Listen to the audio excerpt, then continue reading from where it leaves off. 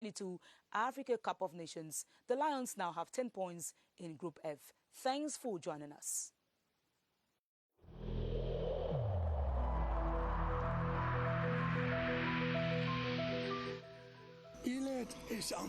Each of us must comply with the measures that have been taken.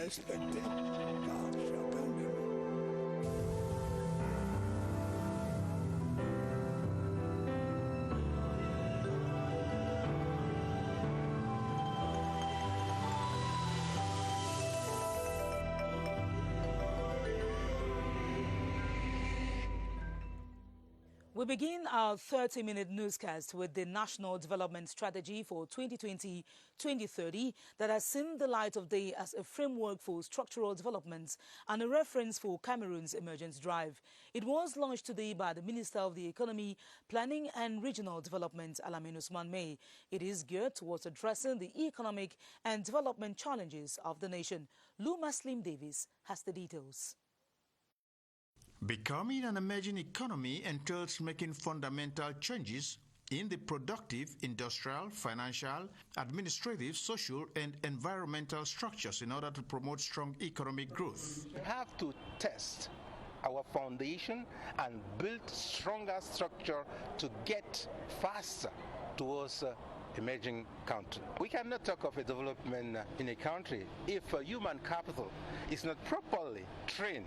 It's not properly taken care of in terms of health. It's not properly inserted in the economy. The third pillar is dealing with promotion of jobs and social insertion of our youth. Government's orientation strategy relates to the structural transformation of the national economy and the development of human capital, as well as putting in place effective framework of job-creating companies, amongst others. Based on our lessons and based on the commitment of the entire nation, we'll be able to readjust and chart a new path towards becoming an emerging country in 2035. There is hence a general outcry for strong growth with equitable distribution of its fallouts. While the pillars of the National Development Strategy have been hailed for their potential to drive growth, it is, however, essential that necessary groundwork be laid to attain the objectives of the plan. Economists propose ensuring the availability of financial resources, sector-specific infrastructure, and public-private partnership as prerequisites. Clarice Aritakan tells us more. An ambitious but achievable project if the right keys are in the right hands to unlock the right doors. Experts say Cameroon's National Development Strategy 30 readily identifies with this assertion. States should define the playing ground for the private sector and give the driving seat to the industry. The private sector to be at the front seat and produce. A country like Cameroon may not be able to develop infrastructure all over, but then in a specific geographic area, we can be able to put in place that world-class infrastructure which may attract in such a zone modern investors, foreign direct investors who can link up with our SMEs. The structural transformation of the economy, which will lead to inclusive growth, rests on a number of basics. A comprehensive exportation externally driven policy. It's very, very important, because this is who are those that gonna export. I mean, we need to accompany them. We need to give them export credits. And if the government does not develop, what you call a comprehensive resource mobilization plan, then this is gonna be difficult. The National Development Strategy 2020-2030 replaces the Growth and Employment Strategy paper with a new. The aim is to see fewer people living below the poverty line while industrialization remains on track. Cameroon's development policies date as far back as the 60s and have transcended from the 5-year economic and growth plans to 10-year strategic papers. With emphasis initially placed on the structural and economic empowerment of specific regions, today's programs now focus on the development of human capital and good governance that impacts the livelihoods of all. Constantin Baum reviews some of the tools exploited.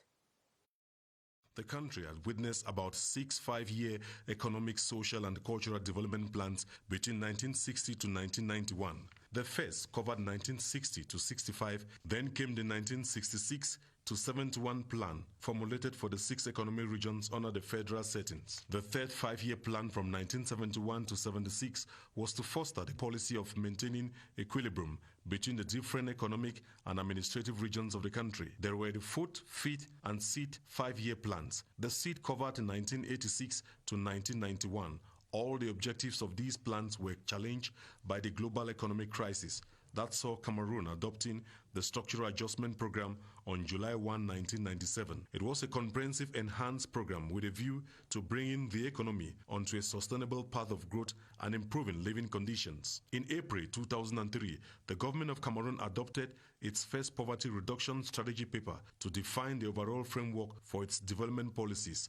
It gave birth to a new growth and employment strategy paper. This was prepared within a context marked by rising costs of living at the domestic, the international financial crisis, and the global food and energy crisis.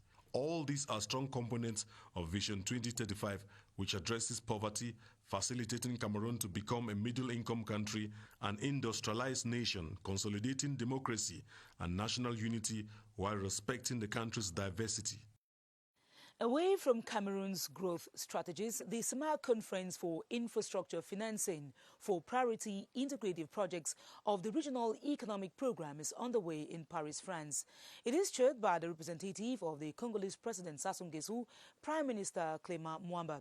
A total of 35,000 billion CFA francs is needed to fund 11 priority projects in the Kmer sub-region, as we hear in this report by Caroline Okier-Anoma. Even the coronavirus pandemic could not stop the Kmer Historic Roundtable Fundraising Conference in Paris. I'm here actually to represent the Nordic partner, both financial and technical partners, and also to establish a partnership between the CMAC, the bank, the development bank, as well as the Nordic countries. The Nordic country is having expertise in energy as well as infrastructure. So those projects or those sectors are the ones that we are probably going to target. At the opening ceremony, speaker after speaker ranging from the Prime Minister of Congo, representing President Denis Sassou Nguesso, the chairpersons of the Kmer Commission and BrigadeAntiSardinard Bank all painted accurately pictures of the sellable projects. The flagship projects will accelerate the physical and commercial integration in the long run. This fundraising comes almost a year after the extraordinary Kmer Summit of November 2019. After intensive marketing of the projects, tomorrow will witness all donors, technical and financial partners concretizing their actions. As announced in one of our top stories, the second semester conference of governors is examining the security situation in the national territory and charting out the success route of the first ever regional elections in the country on December 6. The session is presided over by the Minister of Territorial Administration, Paul Atanganji. They also gauged the spread of the coronavirus in the 10 regions. Ebenezer Akanga covered the conference in our reports. In his opening statement, the Minister of Territorial Administration, Paul Atanganji, made a review of the security situation of the country, which he said still requires greater vigilance by administrative authorities, defense and security forces, and the population. The minister said that the second semester conference will be used to discuss measures put in place to ensure a successful organization of the regional council elections. He urged administrative authorities to personally accompany ELECAM in the process. On the COVID-19 pandemic, Paul Atanganji stressed that this is not the moment to drop the guard. Government's response to the COVID-19 pandemic must remain a national concern. At the end of our deliberations, we are expected to provide adequate and practical answers to security concerns related to the organization of regional elections and end-of-year festivities. Recommendations adopted at the conference will also be implemented to ensure a hitch-free celebration of end-of-year festivities. And as these measures will be implemented, the inhabitants of the Centre region have been reassured of tightened security as they go about their daily activities. The assurance was given by the governor of the Centre region, Nasir Polbia, following a rise in the crime wave and cases of explosions in some neighborhoods of Yaoundé. Ebuda Ekane reports from Crtv Centre. Criminal acts such as murder, armed robbery, aggravated assault and explosions are recurrent in some parts of the Centre region. This pressing issue needs to be addressed. You have to reinforce the control in tour agencies. It's something common to find that somebody has traveled without any ID. We just need control for gendarme and police. Administrative authorities are leaving no stone unturned to ensure the security of persons and their property. People are not supposed to enter into bars, supermarkets with suspected bags that can enable people to transport these explosives. So this measure has been taken at the level of the division and at the level of the region.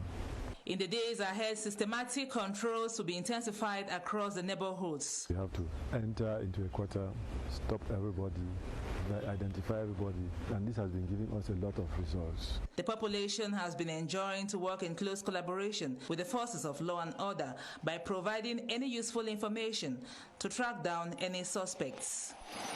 We'll now take you over to Parliament, where over 32% of children enrolled in primary schools in Cameroon do not have birth certificates.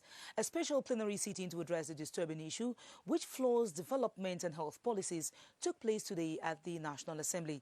The 5-hour deliberation between the legislators and 7 members of government was preceded by a chairman's conference presided over by House Speaker Honorable Kamer, where 6 bills were deemed admissible. Charles Ebune has the details. 10 a.m. today, the Chairman's Conference of the National Assembly meets chaired by House Speaker Honorable Kamer. The government tables 6 bills, amongst them an air transport agreement between Cameroon and the United Arab Emirates, a migration agreement between Cameroon and Switzerland, and the Central African Criminal Police Bill. The bills, including the settlement one of the 2019 finance law, are communicated to the entire House in a plenary chaired by Deputy House Speaker Hilarion Eton.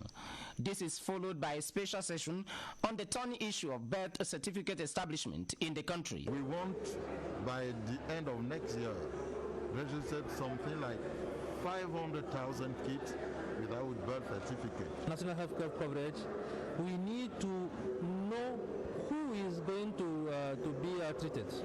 So the issue of the identity is very crucial. In this specific issue, I agree with the Ministry of Health. He has called it one step. According to the government, about 3 out of 10 mothers deliver their babies out of the hospital system in the country. The mayors will now come in place to help educate the people and sensitize them on the need for those children to be given birth to in proper facilities. Considered an indispensable document in the life of an individual, Parliament and government agreed there is need to urgently address the issue. We want to propose to the government to bring down the formality to the grassroots, maybe from house to house. Today's special session on the civil statute as an element of national life is just one of the many special sessions as an innovation brought in by the new parliamentary administration. And on the sidelines of the special plenary sitting, members of the African Parliamentary Network on Development Evaluation meeting and a webinar discussed the necessity of having elected representatives size up programs destined for local communities. Meantime, while awaiting the draft state budget for 2021, members of the Committee on Finance and the Budget exchanged with European Union-sponsored experts on budgetary matters. Charles Ebune once again with the details. The government is yet to table the next finance bill of the state to be capped within a globally challenged sanitary environment, but members of the Budget and Finance Committee of the National Assembly are here to examine sane models for a proper finance bill. Experts were recruited by the European Union to help the finance committees of Parliament to better control public finances. Dans leur mission de contrôle des finances publiques. to better ensure good governance in budgetary allocations for a positively people-impacting program, members of the newly authorized Parliamentary Network for Development Evaluation also met. They are interested in seeing that a perfect evaluation is put in place in most African countries to make sure that the execution of our budget is effectively done in every country for the good of the people. Today's parliamentary business outline at the National Assembly is an indication of a busy schedule in the days ahead. Away from the National Assembly, the President of the Constitutional Council, Clement Atangana, has been awarded the 2020 Managerial Excellence Prize. The distinction is from a group of investigative journalists who acknowledge the dexterity with which the official handles the institution, which is today a force to reckon with. Quinta Ritaidang reports. The effective putting in place of the Constitutional Council in February 2018, with Clement Atangana appointed at the helm, gave hope to Cameroonians as they saw their dreams of having credible elections rekindled. The last presidential and parliamentary elections handled by the Council proved them right, as the President and his team portrayed a high sense of transparency and fairness, all aimed at promoting democracy. It is as a result of these good governance and leadership skills that an association of investigative journalists decided to honor him with the 2020 Managerial Excellence Award. Out of 10 candidates shortlisted across Africa, Clement Atangana emerged first with a 19.25 score on 20. Clement Atangana expressed gratitude for the recognition, promising to work harder to consolidate democracy and a credible judicial system in the country. The Pan-African Association of First Ladies for the Fight Against HIV and AIDS and Suffering African Synergy celebrates 18 years of existence. Nearly 2 decades on, the founding president, Mrs. Chantal Biya, is still committed and determined to serve humanity at the national and international levels as she doubles as the UNAIDS Special Ambassador. Staff Lady Inanga Kebi has more. The creation of the Pan-African Association dubbed African Synergy for the Fight Against AIDS and Suffering on the 16th of November 2002 was a history-making event. Mrs. Chantal Biya succeeded to mobilize African First Ladies, the scientific community, including the 2 co-discoverers of the AIDS virus, Professors Luc Montagnier and Robert Gallo. Together with other researchers and stakeholders, including the civil society, African Synergy added a new impetus into the AIDS battle. The first thing that inspires me is the necessity to salute the effort, the humanitarian commitment of our First Lady. The association has succeeded to organize 3 international conferences on HIV and AIDS in the continent. With Mrs. Chantal Biya as the pioneer founding president, the First Lady succeeded through advocacy to promote research on HIV. The outcome has been the inauguration in 2006 of the International Research Center in Yaoundé, christened after the First Lady, Mrs. Chantal Biya. The quest for the pediatrics vaccine to reduce the mother-to-child transmission of the AIDS virus remains the main motive of the center. Today, Mrs. Chantal Biya is internationally recognized for her efforts to combat HIV in the continent, especially amongst women and youths. She is UNAIDS Special Ambassador in the AIDS battle, an attribute she received for her hard work, commitment, and dynamism. In 1 week, the human papillomavirus vaccine against cancer of the cervix will be introduced in schools across the national territory. The administration of the vaccine to girls aged 9 will not be mandatory and will be done only with the consent of parents. Beatrice Law Samba, in our Talk of the Day, says the immunization has caused quite some panic in communities. It is no longer just talked about. The human papillomavirus vaccine is, as we speak, being administered as part of routine vaccines in Cameroon. We already have introduced the vaccine since the 12th of October. The vaccine is accessible in different health facilities for people who want to have their doses and free of charge. According to health sources, some doses of the vaccine have been administered already, but it is too early to say the population has conquered its fears about the vaccine. Ce qui se dit, c'est que They say the vaccine is meant to make girls sterile, and I think there is no smoke without fire. I am hesitant. Not discouraged, the expanded program on immunization continues with plans to send vaccination teams with doses on school premises as from November 23, targeting girls aged 9 years and insisting it is all for their good. At this age, the girls are not exposed to HPV infection.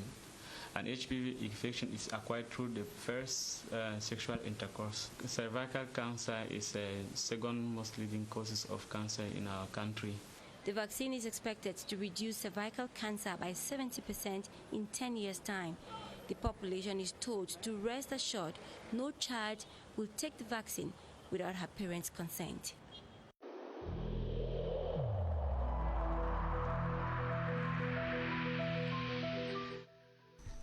The wearing of face masks in public places will be mandatory until further notice.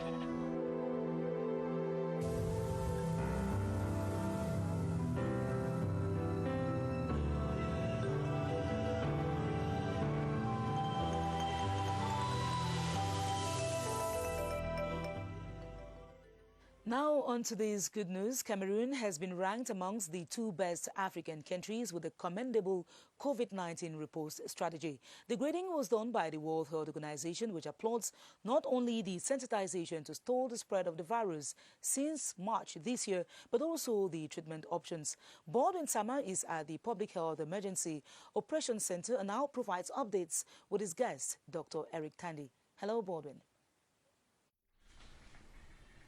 I hope the journalism is not changed.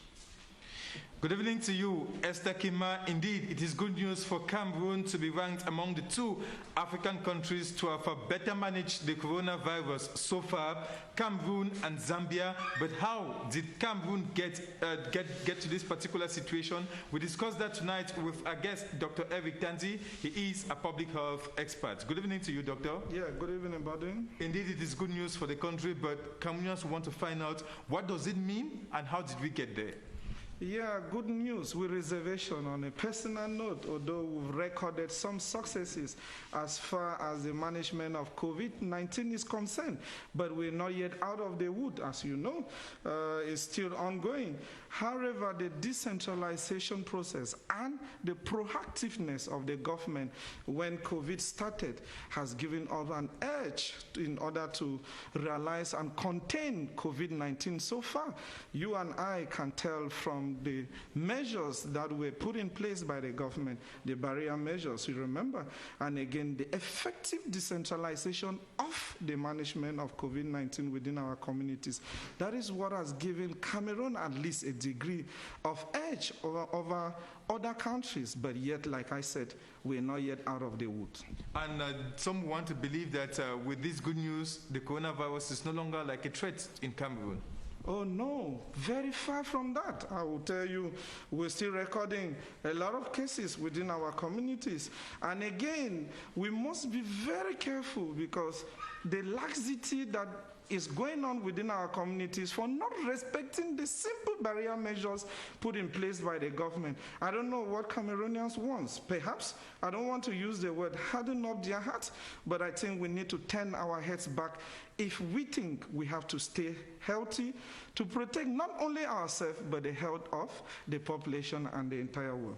Thank you so much, Dr. Eric Tandy, for being our guest this evening. One of the other measures that may have contributed, whether wanted or not, in helping the country get to this particular situation is regular sensitization on the part of the Cameroon radio television. CRTV will continue sensitizing the public as to the need to continue respecting these different barrier measures. Back to you, Esther Kmer. Thanks very much, Baldwin Sama. The efforts of the health personnel is worth commending. Over 26,000 files of civil servants have been treated in 100 days within the Rapid Result Initiative of the Ministry of Public Service and Administrative Reform. Minister Joseph Lay applauded the assiduity of the personnel who stepped up their output from the initial 15,000 in June 2020. The Pan-African Prize for Innovative Managerial Practices awarded to Cameroon was also presented in the course of the ceremony. Here's an excerpt of the minister. The objective at the beginning was 6,000 files, just 6,000. but today we count 26,000 files treated in our ministry. I'm sure that at the end of this year, we can reach 55 and 60,000 files treated. This excellent result is a result of a team. When you work in a team, you can obtain any result you want to obtain. That's why I would like to congratulate all my collaborators and to thank all of them.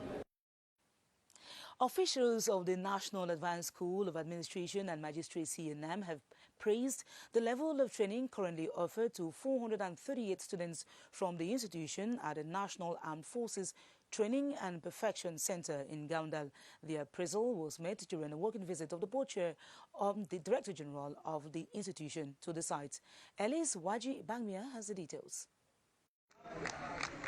Singing as an element of motivation and a way to camouflage the pains inflicted by intense military training. This has been a routine for ENAM trainees at the National Advanced Armed Forces Training and Perfection Center, Fcfa Gaundal, for the past 20 days. They are taught fighting techniques, shooting exercises, and how to be morally strong in times of difficulties. ENAM's board chair, Faye Helen Kwanga, and the Director General, Bertrand Pierre Sumbu Angula, while visiting the trainees, encouraged them to faithfully acquire skills that will help to better serve the nation. The military training at Fcfa Gaundal of ENAM students is expected to end in about 25 days. In sports, the indomitable Lions of Cameroon have given the members of Mozambique a 2-0 spanking in Maputo. The encounter was the return leg qualifier for the 2022 Africa Cup of Nations. The Lions have thus consolidated their leadership position in Group F with 10 points. Baldwin Sama has highlights of the encounter. Le Cameroun vient de s'imposer ici aux Impoke Stadium. A victory that consolidates the winning spree in the Lions' den, another victory that confirms the Lions' leadership position in Group F. The Mozambicans came calling 20 minutes into the game after a body check by Jerome Ongene, a penalty that was not concretized by regional facts. 5 minutes later, a beautiful cross from Mumin Gamale met a ready Vincent Aboubakar, who through a clinical finish gave Cameroon the lead.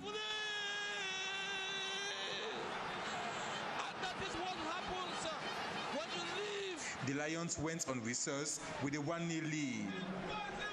Upon resumption for the second half, lack of concentration in Cameroon's defense at the 58th minute almost saw her concede a goal.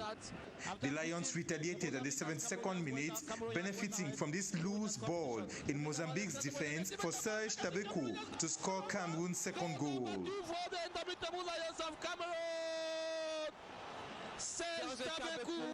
The Mozambicans 2 minutes later came close to reducing tally, but for a timely goalkeeper Andre Onana. After 90 minutes of play, Cameroon secured a 2-0 victory that keeps them on top of Group F with 10 points.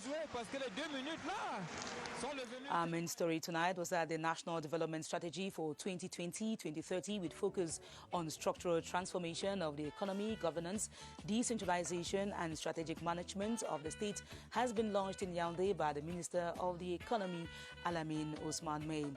Our programs continue on the CRTV. After this newscast on CRTV News, you'll be treated to a special 30-minute production on the opening of the November session at the National Assembly. At 8:30 p.m., you'll be in the company of Adan Bala. I'll be back tomorrow at 7:30 p.m., God willing. Thanks for watching. Stay tuned to CRTV. Good night.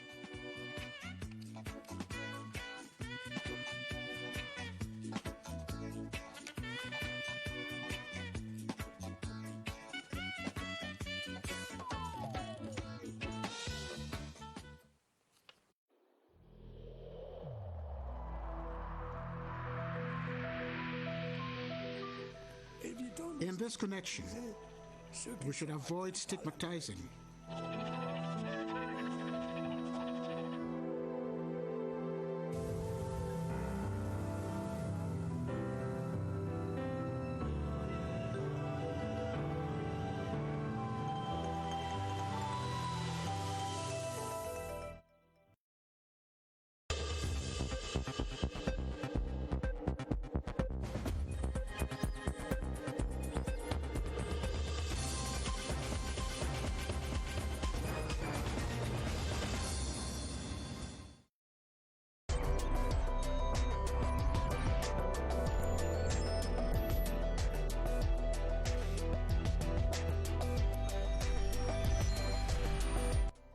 How to configure Facebook two-factor authentication.